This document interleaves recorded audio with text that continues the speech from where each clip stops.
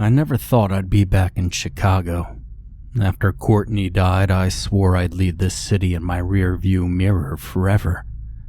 But here I am, 43 years old, divorced, and living in a third-floor walk-up in Wicker Park that costs more than my old mortgage in Indianapolis. It's funny how life works out. The dating app glowed on my phone screen. Another match. Jennifer, 39, poses with a wine glass at Bevette's. They all pose at Bevette's, or the Bean, or on those architecture river tours. I've been on 15 first dates in 3 months, each one more soul-crushing than the last. But Jennifer seemed different. We agreed to meet at the Violet Hour in Wicker Park. Classic cocktail spot, dimly lit, perfect for a first date. I arrived early, claimed a corner booth, and ordered an old-fashioned. She was prettier than her photos, which rarely ever happens. Brown hair cut in a sharp bob, green eyes that crinkled when she laughed. We had chemistry, real chemistry, the kind that makes you forget about your dead sister, your failed marriage, your middle management job selling medical supplies. "Let's get out of here," she said after our second drink. "I know a quiet spot in West Garfield Park." I should have known better. Everyone knows about West Garfield Park. The statistics, the warnings. But when you're lonely, when you've spent too many nights staring at the water stains on your ceiling, you make stupid decisions. We took her car. She said she knew a shortcut, past the old Damon silos, those hulking concrete monsters that loomed over the river like ancient ruins. The streets got darker, emptier. Streetlights flickered and died. "Just through here," she said, turning down an alley between abandoned buildings. And that's when I saw the other car. Black SUV, tinted windows, and I remembered the news stories I'd been avoiding. 3 men in the past 2 months, all found in empty lots. All last seen on dating apps. All last seen with a woman who had green eyes and a sharp bob cut. My hand was already on the door handle when she hit the locks. "Don't," she said softly. "It only makes it worse when they run." The SUV's headlights flicked on behind us, and I realized that sometimes the real monsters aren't the ones that howl at the moon or drink blood. Sometimes they're just people who know how lonely the other people can get. People who know exactly how to use that loneliness like a weapon. And I realized something else too. I wasn't ready to die in this city. Not like Courtney did. Not in Chicago. The first thing Courtney taught me when I moved to Chicago was about the pedway, that maze of underground tunnels connecting buildings downtown. "It's how you survive winter," she'd said, "but now it might help me survive something else entirely." I waited until Jennifer slowed for a stop sign, then slammed my elbow into her face. The crunch was satisfying. She screamed, the car swerved, and I yanked the wheel hard right. We crashed through a chain-link fence into the old Fulton River district, where abandoned warehouses still stood like giant tombstones. The airbag went off. I was ready for them. Jennifer wasn't. And while she was still dazed, I grabbed her phone, shoved open my door, and I ran. Behind me, I heard car doors slamming, men shouting. 3 of them, maybe 4. But I knew this area. Courtney used to work in one of these converted lofts before. The entrance to the old freight tunnels was nearby. The city sealed most of them after the flood in '92, but Courtney had showed me one that still worked. "Just in case," she'd said. Just in case of what? Well, she never did tell me. Footsteps echoed off brick walls. A bullet pinged off metal somewhere to my left. These weren't amateurs. They'd done this before. How many others had Jennifer lured here? How many bodies were buried in empty lots across the city? I found the entrance behind a dumpster, a rusty metal door set into concrete. It screamed like hell when I pulled it open. The tunnels below were pitch black, but I had my phone's flashlight. The beam caught centuries of graffiti, rat droppings, and things I didn't want to think about. "He went underground," someone shouted from above. "Call Marcus and tell him to bring the others. We'll flush him out through the Chicago pedway." They knew the tunnels too. Of course they did. This was their hunting ground. I started running, trying to remember Courtney's old stories about the tunnel network. She'd been obsessed with them, mapped them out, learning their secrets. Said she was researching a book about Chicago's underground history. Now I wondered if she had found something else down here, something that got her killed. Jennifer's phone buzzed in my pocket. A text message lit up the screen. "Target lost, heading to contingency point B. Marcus says bring him alive. He wants to know how he knew about the tunnels." My heart stopped. They weren't just killers. They were looking for something specific. And somehow my dead sister was connected to all of it. I heard splashing ahead. The flood of '92 had left parts of these tunnels permanently underwater, but I couldn't go back. Behind me, flashlight beams danced on wet walls, getting closer. And that's when I saw it, scratched into wall at eye level, an arrow, and below it, in Courtney's handwriting, "For Danny. If you're reading this, I'm sorry, but now you know why." Know why what? Why she died? Why she spent so much time down here? Why these people were hunting me? I followed the arrow, my sister's last message leading me deeper into Chicago's dark heart. While above me, the city went about its business, unaware of the monsters moving through its shadows. The arrow led me through flooded tunnels toward the old Chicago Harbor Lock. Courtney's research had recovered the city's underground network extensively, but she'd been particularly interested in what lay beneath the lock system. Something about secret Cold War infrastructure that never made it into the history books. I sloshed through knee-deep water, my phone's flashlight beam catching glimpses of ancient brick and rusted pipes. The splashing behind me had stopped, but that didn't mean they weren't still following. These tunnels carried sound in weird ways. Another arrow, this one pointing down a side passage. Below it, more of Courtney's handwriting. "The shelter entrance is here. Remember the numbers, Danny. Mom's birthday backwards." My heart clenched. Of course I remembered. Courtney had always used that number as her backup password. 03/22/1972. I found what looked like an old electrical panel, its metal face brown with rust. The keypad behind it was newer, incongruous against the decay. I punched in the numbers just as the voices echoed from the main tunnel.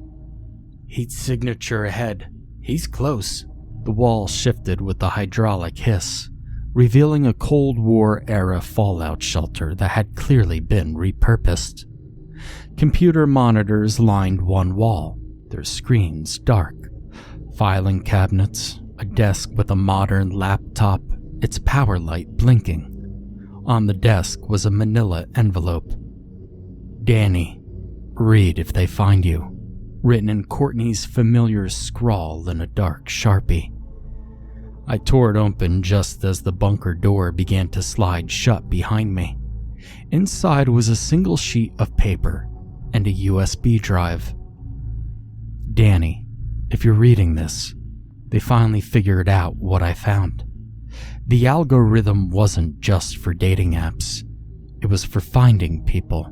Specific people with specific traits. People who wouldn't be missed. They've been using it for years, testing it and perfecting it. The Near North Police Precinct has been covering it up, But I found the pattern, found their testing grounds, found their data. The USB has everything, the names, the locations, the people behind it. Get it to reporter Carol Winters at the Tribune. She'll know what to do. I'm sorry I didn't tell you sooner. I thought I could handle it myself. I was wrong. Love you, Courtney. The bunker doors sealed with a final click, and I heard muffled cursing from the other side. I was safe for now, but I knew this was just the beginning. Courtney had left me a trail of breadcrumbs, leading not just to her killers, but to something much, much bigger. I plugged the USB drive into the laptop. Folders appeared, hundreds of them, each named with a date. The most recent was labeled with the day Courtney had died.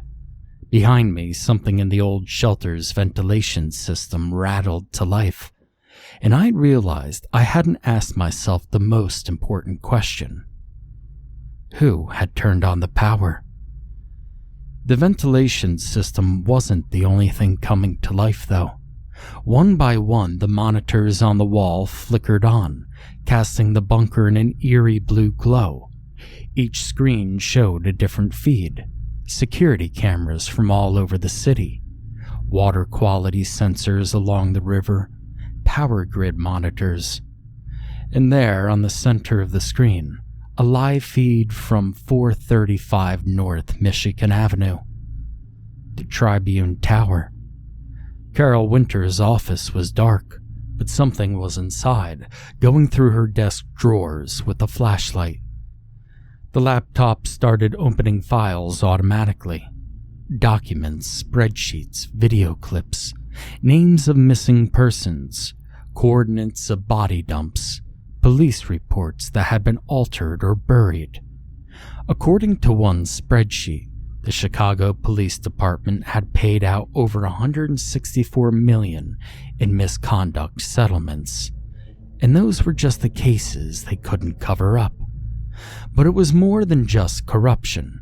The algorithm they deployed wasn't just identifying victims. It was predicting behavior patterns, manipulating social media feeds, creating chance encounters. They were using the city's underground power grid to monitor everyone, everywhere. The dating apps were just one small part of it. A new window popped up on the laptop. Incoming message. Hello, Danny. I've been waiting for you. My fingers froze over the keyboard. The message continued typing itself. Courtney was close to exposing everything. Too close. But she made one crucial mistake. She trusted someone she shouldn't have. Don't make that same mistake. The bunker door's hydraulics started making noise. It was opening. Your sister left you a trail, but she wasn't leading you to the truth. She was leading you into a trap. Our trap. And you followed it perfectly. Heavy footsteps in the tunnel outside. The ventilation fans spun faster, and I caught a whiff of something chemical in the air, and my head started to swim. The question isn't who turned on the power, Danny. The question is, why did we let you find this place? The screens went dark one by one, leaving only the laptop's glow. In its reflection, I saw movement behind me, a figure in a hazmat suit, stepping through the gas. The last thing I saw before losing consciousness was a final message on the screen. Welcome to the program, Danny. You're going to help us make it even better. I woke up in a sterile white room. Not a hospital, but something else entirely. Argo National Laboratory wasn't just a research facility. It was a front.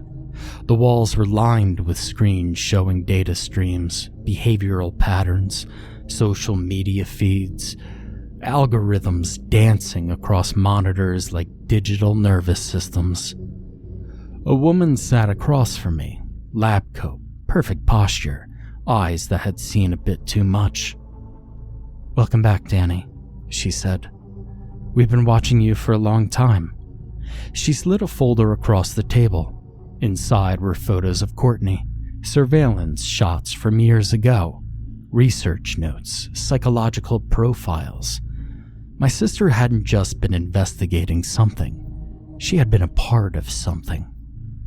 The dating app was just the beginning. The woman continued. We needed subjects who wouldn't be missed. Lonely people, divorced men like yourself.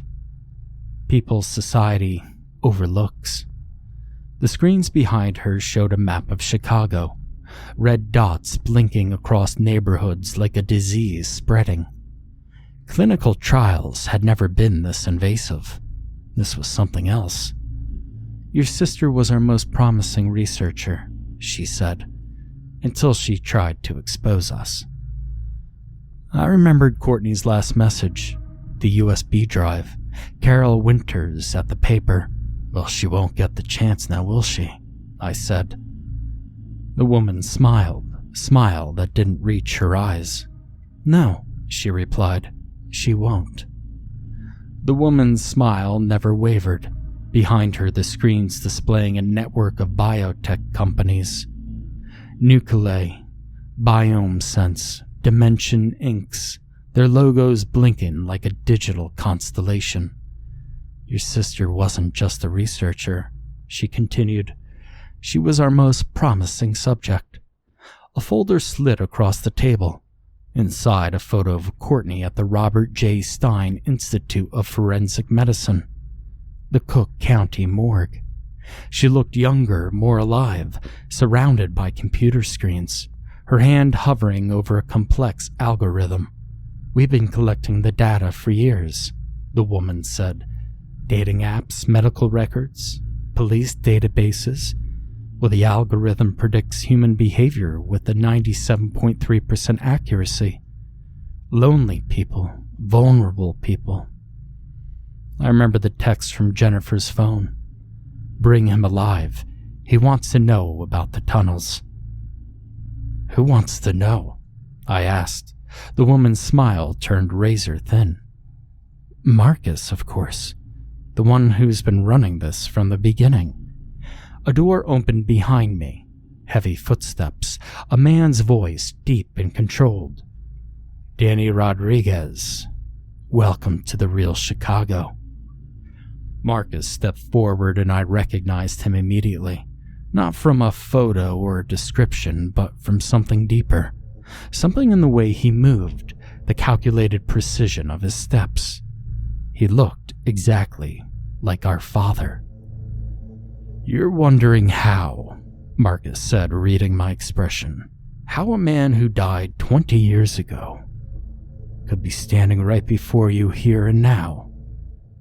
The woman in the lab coat watched me carefully, her fingers hovering near a hidden button on her desk. Behind her, the screens continued their digital dance. Chicago's biotech companies blinking like a neural network. The algorithm isn't just about tracking people, Marcus continued. It's about understanding them, predicting them, and replacing them. I thought about Courtney's research then. The USB drive, the conspiracy that stretched from dating apps to police precincts, from underground tunnels to forensic laboratories. You're going to help us complete the work, he said. Not a question, a statement.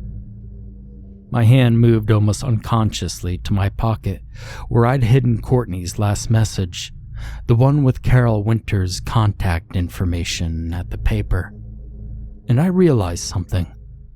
They wanted me to feel trapped, controlled, but Courtney had always left a way out. The room fell silent after that. Marcus took a step closer, his movements precise and calculated. You don't understand the scale of what we've created, he said. The algorithm is more than a tracking system. It's evolution. I pulled out Courtney's USB drive. Then explain it to me. The woman in the lab coat tensed. Marcus's eyes flickered to her, a micro expression of concern. "We've been replacing people," he finally said, "not just tracking them. People who won't be missed. We create perfect replicas with memories, with histories more accurate than any clone." The screens behind him showed a cascade of data, facial recognition and behavioral patterns, medical records, all of my sister's research laid bare. My fingers found the burner phone Courtney had hidden in the USB drive's case. One number was programmed, Carol Winter's direct line at the Chicago Tribune. "You killed Courtney because she found out," I said. Marcus smiled. "Oh, no. We didn't kill her. We recruited her. She was our most promising subject." And that's when I understood.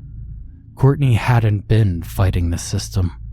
She'd been a part of it, and she'd left me a way to expose everything. I pressed send on the pre-written message. Encrypted files, location coordinates, names of every person they'd replaced. The room's technology began to shut down, and Marcus lunged forward. But I was already moving. The last thing I heard was the woman's voice. He wasn't supposed to be a variable. Chicago's underground swallowed me whole. 3 months later, a series of unprecedented investigations rocked the city. Biotech companies collapsed. Police precincts were dismantled. A dark network of human replacement was exposed. Carol Winters won a Pulitzer. And somewhere beneath the city streets, in the network of underground tunnels, I keep moving. They're still looking for me, but Courtney taught me how to disappear.